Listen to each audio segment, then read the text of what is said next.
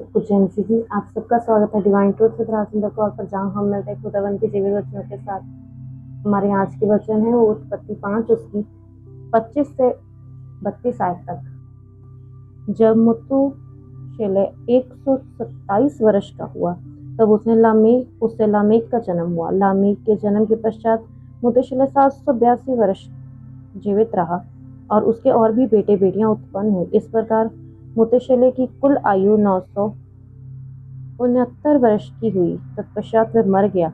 जब लामेक 182 वर्ष का हुआ तब उसने एक पुत्र जन्म हुआ। उसने यह कहकर उसका नाम नूह रखा, यहोवा ने जो पृथ्वी को शाप दिया है उसके विषय ये लड़का हमारे काम में और उस कठिन परिश्रम में जो हम करते हैं हमको शांति देगा। नूह के जन्म के पश्चात लेमेक 595 वर्ष जीवित रहा और उसके और भी बेटे बेटियां उत्पन्न हुई। इस प्रकार लामेक की कुल आयु 770 वर्ष की हुई। तत्पश्चात वह मर गया और नूह 500 वर्ष का हुआ और नूह के शेम और हाम और यपेत का जन्म हुआ। हमने ये वचन पढ़े हैं उत्पत्ति 5 उसकी 25 से लेकर 32 आयत तक। हम देखते हैं कि ये भी वंशावली लिखी गई है, कैसे पीढ़ी दर पीढ़ी कैसे वंश आगे बढ़ते गए और कैसे नूह का जन्म हुआ। नूह के पुत्रों के बारे में यहाँ पे लिखा गया है।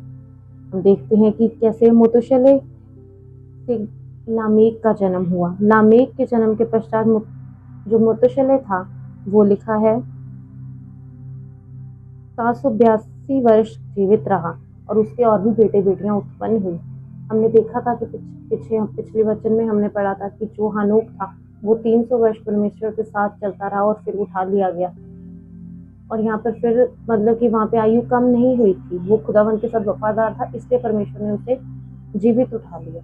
यहाँ पर हम देखते हैं कि फिर से आयु जो चक्र था वो उसी समान चल रहा था। फिर से 700, 800, 900 वर्ष तक आयु थी। और मतूशेलह की जो आयु थी वो यहाँ पे लिखी है, कुल आयु उसकी 969 वर्ष हुई। वो इतना लंबा जिया और अंत में इनके वचनों में लिखा है कि वह मर गया। ये बार बार दोहराया गया है कि मृत्यु आती है। मृत्यु अब आ गई थी दुनिया पर।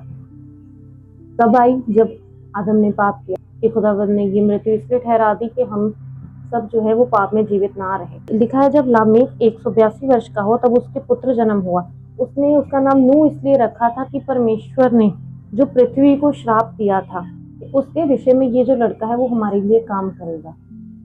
ये परमेश्वर से हमारे लिए उसके बदले में खुदावन से प्रार्थनाएं करेगा या उस चीज के लिए वो हमारे लिए खुदावन से माफी मांगेगा। वो इसलिए लिखा गया है।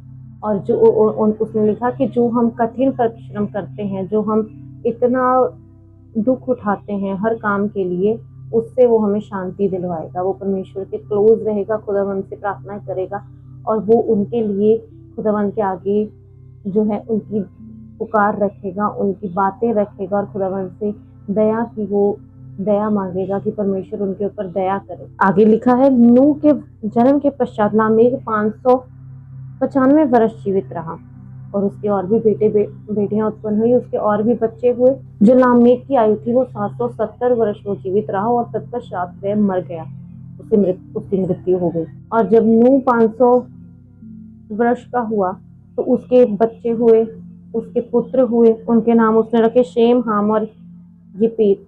उससे ये बच्चे जन्म लिया, इन बच्चों ने जन्म लिया। हम देखते हैं कि ये जो वचन है वो हमें सिर्फ वंशावली बताते हैं। ये वंशावली बहुत इम्पोर्टेंट है। ये हमें बताती है कि परमेश्वर की योजना रेगुलर चलती है। खुदावंद अपनी योजनाओं को कभी भी चेंज नहीं करता। जो परमेश्वर ने एक बार चीज बना दी वो लगातार निरंतर चलेगी। आप चाहें आप या ना चाहें, वो निरंतर वो चीज होती रहेगी। खुदावंद अपने वचनों से, अपने कामों से पीछे नहीं हटता। वो सदा एक सा रहने वाला परमेश्वर है। वो हमेशा एक सा रहता है। उसकी योजनाओं को हम चेंज नहीं कर सकते, हम उन्हें खत्म नहीं कर सकते। ये वंशावलियां हमें ये बताती हैं, हमें ये सिखाती हैं कि हमें खुदावंद की योजनाओं में ही चलना है। कि परमेश्वर ने जो योजना हमारे लिए बना दी है हमें उस योजना में ही रहना है।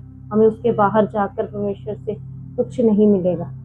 हम सिर्फ निराशा देखते हैं, हम सिर्फ दुख देखते हैं जब हम परमेश्वर की योजना से बाहर होते हैं। खुदावंद की योजना का ऑनर करना है। परमेश्वर से प्रार्थनाओं में परमेश्वर से प्रार्थनाएं करनी है कि खुदावंद आपको गाइड करे कि परमेश्वर की आपकी लाइफ में क्या योजना है और आपको उसे अपनी लाइफ पर इम्प्लीमेंट करना है।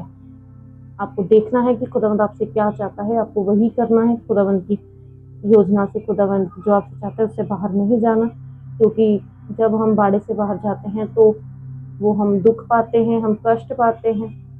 तो उसी बीच में रहना है, परमेश्वर के साथ जुड़े रहना है, उसके साथ साथ चलना है, जैसा वो आपको गाइड करता है वैसा करना है।